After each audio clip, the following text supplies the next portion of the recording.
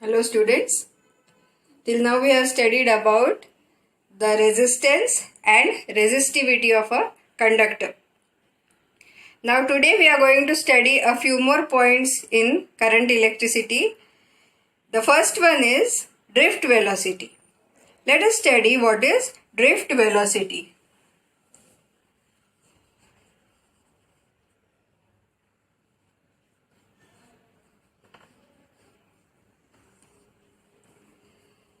When an electron is moving inside a conductor, what happens is it starts colliding with the atoms present inside the conductor. For example, if I draw a conductor like this and if I apply a potential difference, then this potential difference will create an electric field, because of which the electrons will start moving inside the conductor. Now as the electron is moving, it is continuously moving in zigzag path in a random way. And in between two collisions with the atoms, it takes a small time. That time is called as tau, and it is called as average relaxation time.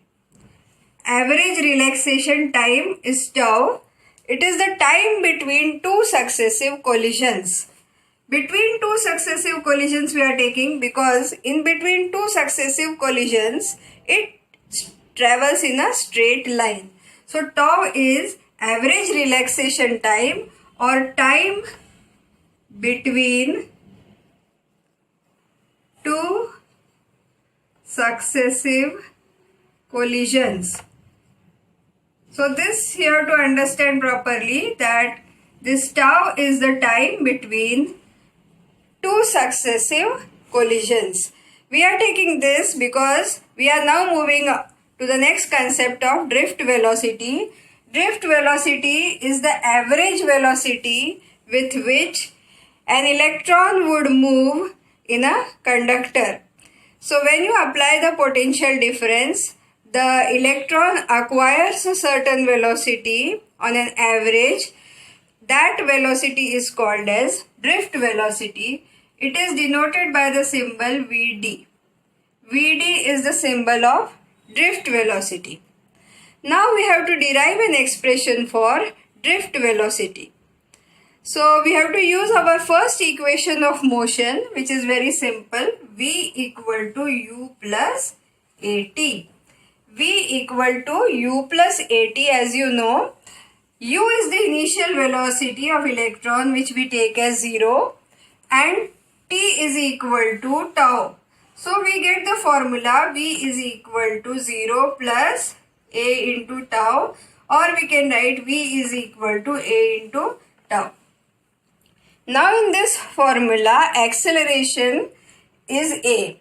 So it can be written as F upon m, because you know that F is equal to m into a.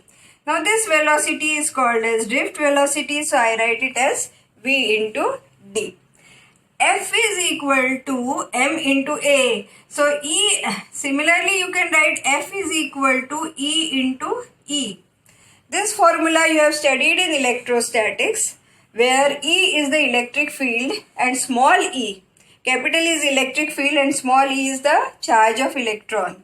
So we write F is equal to E into E upon m into tau. So this is our first expression for drift velocity. It is Vd is equal to E into E upon m into tau. In this expression, if you can see that if the temperature is increased, then what happens to the tau? That is the time between two collisions. If the temperature is very large, then the collisions will take place very fast. If the collisions are taking very fast, then the time between two collisions will decrease. If you increase the temperature at higher and higher temperature, the time tau will decrease. So temperature increase and tau decrease. If the tau decreases, you can see that the drift velocity, which is directly proportional to tau, so the drift velocity will decrease with the rise in temperature. So if we are doing this experiment and if the temperature is increased, or if you put that conductor in a hot water bath and start heating it, then we will find that the current passing through this conductor will decrease because of the drift velocity. Now, since we are talking about the current, let us find out the relation between current and drift velocity. So, current is denoted by which symbol? The current is denoted by the symbol I. As you already know, it is I, and we have also studied the Ohm's law. So, using these two, we have to derive another expression, that is I is equal to NEA into VD. So, let us study that formula. I is equal to NEA VD. How that is derived, that we'll see. Now, in this,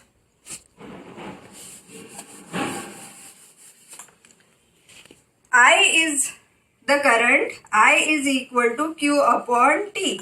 This formula you are already knowing. I, rate of flow of charge. Rate of flow of charge is current. So, I is equal to Q upon T. Now, Q is the charge flowing in this conductor. Let us find out how we can write it in terms of the total charge in this conductor. Let us consider L as the length of the conductor, A as the area of cross section. So, we know that the volume will be equal to A into L. Then we consider N as the number of electrons per unit volume. Number of electrons per unit volume. So, if N is number of electrons per unit volume, then the total number of electrons in the whole volume will be equal to N into A into L. So, this is equal to the total electrons. Now, what is the charge of one electron? If these are the total electrons, suppose 1000 or 2000, in that way it is a number. So, if I multiply this number by the charge of one electron, I will get the total charge. So, therefore, the total charge Q is equal to charge of one electron, which is E into NaL. So, this is the whole charge in the conductor. Suppose it is crossing that in 1 second. So, charge flowing per unit time is current. So, therefore, now I have to find out the I. So, if I put it in this expression, then what I will get? I is equal to, in place of Q, in this equation 1, if I put it, then NEAL upon T. So, I upon T. L upon T.